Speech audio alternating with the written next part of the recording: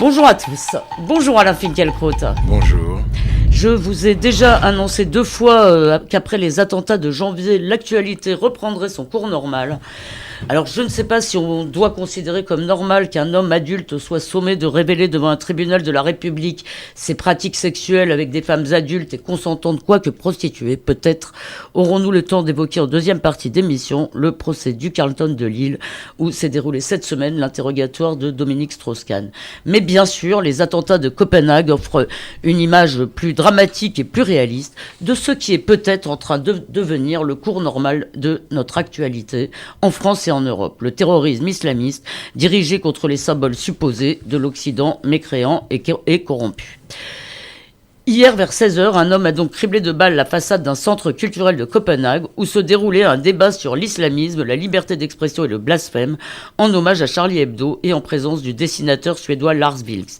L'homme a tué un passant et blessé 3 policiers. D'après l'ambassadeur de France, François Imray, qui assistait à la manifestation, il s'apprêtait à rééditer le carnage de Charlie Hebdo. Et quelques heures plus tard, le même homme, semble-t-il, a abattu un jeune garde, un jeune homme qui participait à la sécurité devant la synagogue de Copenhague et blessé encore des policiers. Avant, je le dis toujours, disons avec des réserves parce que je ne suis pas sûr de toutes dernières informations, avant d'être lui-même abattu par la police danoise. Alors, Alain Finkielkraut, peut-être une clause de style, au moment où nous parlons, le nom de l'agresseur et ses motivations n'ont pas été révélés, même si ces cibles en disent long. Avez-vous un doute ? Faut-il attendre d'en savoir plus ? Est-on à l'abri d'une manipulation ?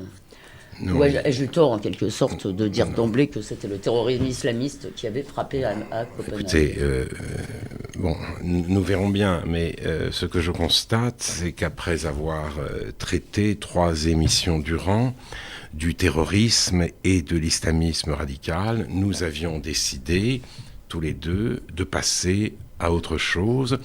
Nous ne voulions pas être considérés comme des obsessionnels. Mais nous ne sommes pas maîtres des événements. Ils n'en font qu'à leur tête. Ils nous mènent par le bout du nez. Et si l'histoire bégaye, nous sommes nous-mêmes condamnés à bégayer avec elle. Nouvelle est pour nous un synonyme d'information, mais cette synonymie nous égare qu'à l'actualité, c'est un radotage obstiné sous l'apparence chatoyante d'un renouvellement continu. Enfin, le terrorisme, car oui, radotage, voici donc la suite danoise des assassinats du 7, 8, 9 janvier 2015 à Paris, cible similaire, les offenseurs de Mahomet et les Juifs, même mode opératoire, le fusil d'assaut. Oui, c'est plus qu'une suite, c'est un remake. Remake, voilà. Et visiblement, un remake qui aurait pu être d'ailleurs tout aussi sanglant, semble-t-il, oui. Si l'agresseur avait réussi à pénétrer. Exactement. Donc le terrorisme est là pour durer. Il a pris ses quartiers non seulement en France, mais en Europe. Et c'est un terrorisme d'autant plus inquiétant qu'il ne requiert aucune compétence particulière. L'attentat du 11 septembre, qui avait fasciné, on s'en souvient, aussi bien Baudrillard que Stockhausen. Baudrillard, pardonnez-moi, c'était pas tout à fait seulement sur ce mode-là. C'était une fascination. Oh, c'était même pire. Moi, j'aime beaucoup Baudrillard, mais là, c'était à la fois une fascination et une quasi-approbation. Le 11 septembre, donc... Je m'assure, l'attentat du 11 septembre, qui avait fasciné Stockhausen et Baudrillard, est resté un apax. L'exploit esthético-technologique n'a pu être réédité. Mais aujourd'hui, il suffit de posséder une Kalachnikov et d'aspirer simultanément à la gloire médiatique et au martyre religieux pour prendre le relais d'Amélie Coulibaly et des frères Kouachi. Mais justement, ça intervient, moi j'ai regardé un peu, la fatwa contre Salman Rushdie, c'était déjà il y a 25 ans, l'assassinat de Theo Van Gogh il y a 11 ans, et ensuite, maintenant on en est à ce que vous avez, je crois, appelé l'auto-entreprise. Oui, ce sont des auto-entrepreneurs, et il y a une sorte de contagion mimétique en accéléré. Et Peter Sloterdijk disait dans un entretien récent du Monde, ce crime est la preuve du fait que le star system peut se déplacer vers la criminalité pseudopolitique. Les auteurs du massacre réclamaient d'abord cette partie de l'attention publique que seul un acte très médiatisé peut offrir. Ce n'était pas leur seule motivation, mais on a l'impression qu'une sorte de concours a été lancé pour l'Oscar du massacre. Et puis il y a aussi le phénomène Daesh, si vous voulez, ces vidéos qui offrent en quelque sorte une réalité aux apparences virtuelles. Exactement. Donc enfin, il y a cette forme de contagion qui joue très fort et qui tient à elle seule lieu d'endoctrinement et de formation. Parce que là encore, ce terroriste ne savait pas comment entrer dans cette salle. Il a tiré de l'extérieur. Tout ça oui, c'est pas très professionnel. Ce n'est pas très professionnel. Mais aujourd'hui, on peut tuer sans être professionnel. Oui, on croyait qu'il fallait un très haut degré de professionnalisme, notamment après le 11 septembre. On se rend compte que des amateurs peuvent s'y mettre aussi bien. Mais aujourd'hui, comme le 11 janvier, on entend qu'un seul cri, nous ne céderons pas. Mais là, je suis condamné à le répéter, c'est faux. Car à peine se mettait-elle debout que la République française a été assise de force sur le banc des accusés pour répondre du crime d'apartheid. S'il y a bien sécession culturelle, c'est, nous disent les plus hautes autorités de l'État, du fait de la ségrégation dont les sécessionnistes sont victimes. Et alors, juste pour mettre de l'eau dans ce moulin-là, hier, tout de suite après, enfin dans la soirée, j'entends une journaliste s'émerveiller sur BFM, je crois. S'émerveiller car le modèle danois, traite les immigrés avec beaucoup d'éducateurs, de psychologue, s'intéresse à l'insertion. Et elle a eu ensuite cette phrase absolument extraordinaire. Elle a dit, car bien sûr, tout le monde sait que le terreau de ce terrorisme, c'est une misère sociale évidente. La misère sociale dans les pays scandinaves est, si vous voulez, très sujette à caution.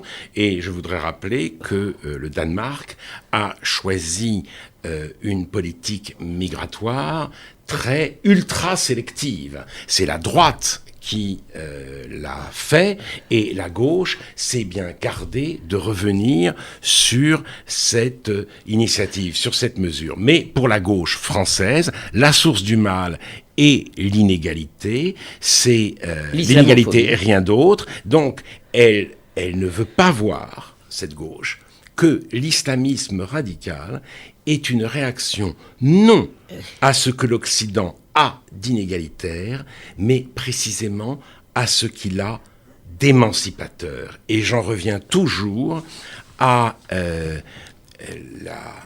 l'histoire, la biographie de Saïd Qutb, le grand théoricien des frères musulmans. Sa radicalisation est survenu lors d'un voyage qu'il a fait en Amérique, en 1948. La gifle qu'il a reçue est celle-ci, c'est la liberté, voilà, je le cite, cette liberté bestiale qu'on nommait la mixité, ce marché d'esclaves nommé émancipation de la femme, ces ruses et anxiétés d'un système de mariage et de divorce si contraire à la vie naturelle. En comparaison, quelle raison, quelle hauteur de vue, quelle humanité, quelle joie en islam et quel désir d'atteindre celui qui ne peut être atteint. Oui, alors, en plus, il dit ça d'une Amérique qui est encore assez puritaine. Oui, voilà, assez puritaine, exactement. On ne montre pas beaucoup de peau nue, mais alors justement, ça m'amène, me semble-t-il, la question qui va nous hanter encore longtemps. C'est que au-delà des terroristes, car beaucoup de musulmans vont condamner et condamnent sincèrement cette violence, bien sûr, mais au-delà de la violence, il me semble qu'il y a un problème d'acculturation, et je parlerai de la laïcité au sens large, c'est-à-dire cette faculté qu'on a, dont on a souvent parlé ici, de marcher sur deux pieds, d'admettre que ce qui est vrai à la maison peut-être contestés ou moqués à l'école ou en dehors, est-ce que, on pose la question un peu en une de causeur, est-ce qu'il est trop tard pour les musulmans de France et d'Europe ? Je ne sais pas s'il est trop tard, mais je constate que, si vous voulez, la gauche a quand même, quoi qu'elle dise, quelles que soient ses allures, ses poses martiales et ses rodomontades, choisi la voie de l'expiation, mais la droite et le centre, ces deux familles politiques, sont plus réalistes. Elles n'aiment pas trop, justement, la repentance, mais... Enfin, elles ont du mal à prononcer le mot islamisme. Oui, autant, mais justement, parce Islam, qu'elles choisissent, pour des raisons électoralistes, la voie de l'apaisement. Oui. Voilà, expiation pour les uns, apaisement ou accommodement pour les autres. C'est-à-dire le parti de l'autre d'un côté et, voilà. Et disons les, oui, si vous voulez, les indécis au milieu. Michel Tribala rappelait tout récemment, dans le Figaro je crois, que l'UDI avait eu besoin du renfort des électeurs musulmans pour chasser les communistes de la mairie de Bobigny. Pardon. Bobigny. Je confondais avec Bagnolet. De Bobigny. Et le parti centriste avait donc accueilli sur sa liste un membre, et là on est en plein Houellebecq, de l'Union des démocrates musulmans de France. Je vous rappelle que dans le Houellebecq, c'est le Premier ministre qui va finalement accepter et François Bayrou qui va accepter de... Et donc là, il s'agit de l'UDI, mais pas tout à fait du MoDem. Donc, ce membre de l'Union des démocrates musulmans de France est chargé aujourd'hui du projet d'installation d'un musée de l'histoire de la colonisation en France. C'est là où l'apaisement tend la main à l'expiation. C'est-à-dire on n'a pas le droit à une maison de l'histoire de France. En revanche, on a le droit à une maison des crimes français, en quelque sorte. Oui, et plusieurs musées. Un musée par municipalité bientôt. Alors je sens, quand je m'exprime ainsi, que la moutarde montonnée de monsieur ou de madame pas d'amalgame. Oui, et je manque à mes devoirs d'ailleurs, en ne vous rappelant pas qu'il ne faut pas faire d'amalgame. Voilà, alors donc, avant que monsieur ou madame pas d'amalgame n'explose, je voudrais dire que je me garde bien de confondre l'islam et l'islamisme, mais que pour empêcher le glissement de l'un vers l'autre, la politique européenne va tendre de plus en plus, et au prix de l'autocensure, à ménager la susceptibilité des musulmans. C'est vers cela que nous allons. Oui, mais je reviens quand même. Vous dites, je me garde bien de faire un amalgame. Certes, ce n'est pas la même chose, mais est-ce qu'aujourd'hui, ce n'est pas tout de même une partie de l'islam d'Europe qui a du mal avec nos valeurs libérales, bien avec sûr. celles dont vous avez parlé? Est-ce que... Moi, j'ai du mal avec le mot valeur. Mais je constate aussi, du fait de ce climat général, soit d'expiation, soit d'apaisement ou d'accommodement, que on n'ose pas faire respecter nos propres lois, notamment l'interdiction du voile intégral dans l'espace public. Et on invoquera de plus en plus la liberté religieuse, c'est-à-dire les droits de l'homme, pour justifier cet abandon. Et là, on le voit monter dans les opinions européennes. On voit beaucoup, y compris en France, les sondages vont de plus en plus dans le sens du pape, en fait. C'est-à-dire, il ne faut pas offenser la religion des autres. Alors, je ne sais pas ce que valent ces sondages. Ce que je constate, c'est que nos mœurs sont en train d'être sacrifiées à nos droits. Et ce n'est pas un très beau programme à mes yeux. En fait. C'est notre histoire qu'on sacrifie. Nos mœurs, c'est-à-dire, oui, voilà, notre histoire, mais notre histoire telle qu'elle est vécue spontanément aujourd'hui, nos mœurs. On ne se voile pas le visage dans l'espace public. Une chose est sûre, l'Europe change, et ce changement a à voir avec son changement de population. Ce constat est évident, il est pourtant tabou, parce que, pour nous, les hommes sont interchangeables. Nous ne le savons pas toujours, mais je crois que notre philosophie spontanée est celle du soldat inconnu.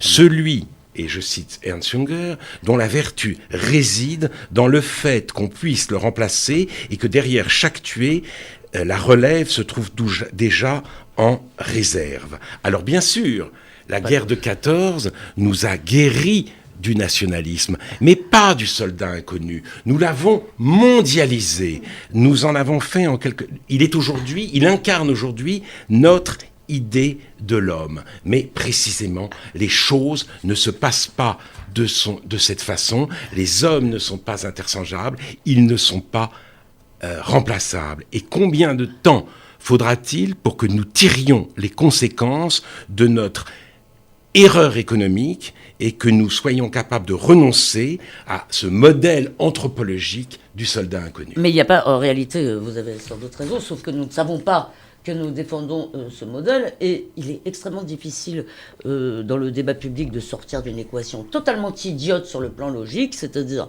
vouloir réguler les flux migratoires, ce serait être raciste. Oui, bien c'est sûr. Totalement idiot, oui, en fait. Alors c'est ça. On n'arrive plus, si vous voulez, maintenant que ça relève des droits de l'homme et non pas de l'économie, du pragmatisme, de la politique, c'est fini. Non, mais l'antiracisme, aujourd'hui, s'est mis au service de cette erreur économique. Les économistes, les industriels, les patrons, les entrepreneurs continuent de penser ainsi. Et les technocrates de l'Union européenne ainsi que des Nations Unies. Mais précisément, ceux-là même qui, critiquent le capitalisme, alignent leurs arguments sur ceux des pires capitalistes, et au contraire, et plus que d'aligner leurs arguments, ils leur donnent un alibi inespéré avec cette cause antiraciste dont ils sont les ardents défenseurs. Enfin, je crois d'ailleurs que même le regroupement familial en 76, c'est-à-dire au moment où nos grandes industries de main-d'œuvre commencent à entrer en crise, relève purement des sentiments. Alors, on va peut-être finir sur ce sujet. Simplement, Alain, je vous repose ma question du début. Est-ce que nous devons nous habituer ? Est-ce que nous devons nous habituer à ce que des synagogues ou des écoles juives soient attaquées ? Est-ce que... nous devons c'est-à-dire nous ne pouvons pas nous y habituer, mais nous y sommes condamnés. Je crois que, si vous voulez, le terrorisme agit selon son propre agenda. J'ai décrit tout à l'heure ce qui m'apparaît comme une contagion mimétique. Ce que j'espère, c'est que nous soyons capables de faire face. Nous ne saurons pas, évidemment, empêcher tous les attentats, mais outre l'extrême mobilisation sécuritaire dont nous avons besoin, il faut cesser de transiger avec ce genre de comportement, cesser de croire que pour réussir l'intégration des musulmans en France, il faut sans cesse ménager leur susceptibilité. Et, oui, et donc, il faut, je crois, réclamer le droit de voir, parce que c'est peut-être ça, le droit de voir ce que nous voyons, qui est aujourd'hui menacé. Et je conclue en vous disant qu'aujourd'hui, quand des gens, des politiques, des policiers vous parlent en off, ils disent tous, pour que l'aveuglement cesse, il faudra encore beaucoup, beaucoup de morts. Alors j'espère que ce n'est pas vrai et que l'avenir nous démentira. Alors pardon pour cette transition hasardeuse, mais dans le fond, sous un jour évidemment beaucoup moins dramatique, c'est peut-être une autre de nos libertés fondamentales qui a été attaquée au cours du procès Carlton, où 13 hommes, dont Dominique Strauss-Kahn, sont poursuivis pour proxénétisme aggravé en bande organisée devant le tribunal correctionnel de Lille. Alors, l'ancien patron du FMI a participé, pourquoi est-il là ? Parce qu'il a participé à Washington à des soirées fines, où ce qu'on appelle communément en argot des partouzes, où se trouvaient également les prostituées et les responsables du réseau lillois. Pourtant, au moment même de son procès, tous les observateurs semblent convaincus qu'il sera relaxé, ce qui n'est pas dénué de signification. Alors, il n'en a pas moins dû répondre à des questions particulièrement crues sur sa vie sexuelle, au point qu'un journal a pu demander si c'était le procès de la sodomie. Alain Finkielkraut, que vous a inspiré ce déballage ? Alors, je serais peut-être moins militant dans ma réponse que vous dans votre question, mais ce n'est pas grave. Je vous demande pardon, je n'ai pas réussi à être totalement neutre. Mais c'est pas grave du tout. Moins militant parce que j'ai réagi de deux manières. D'abord, je dois dire un sentiment de gêne, de malaise et de vague écœurement devant tout ce qui m'était révélé, notamment de la condition des prostituées, dont peut-être qu'ignorait sans doute Dominique Strauss-Kahn, mais leur vie chez Dodo la Saumure, c'était quelque chose d'abominable. Mais dans un deuxième temps, évidemment, j'ai pensé à ce droit célébré par Solzhenitsyn, le droit de ne pas savoir. Pourquoi m'imposait-on tout cela, non pas sur la prostitution elle-même, mais dans le cadre d'un procès de l'ancien chef du FMI pour proxénétisme?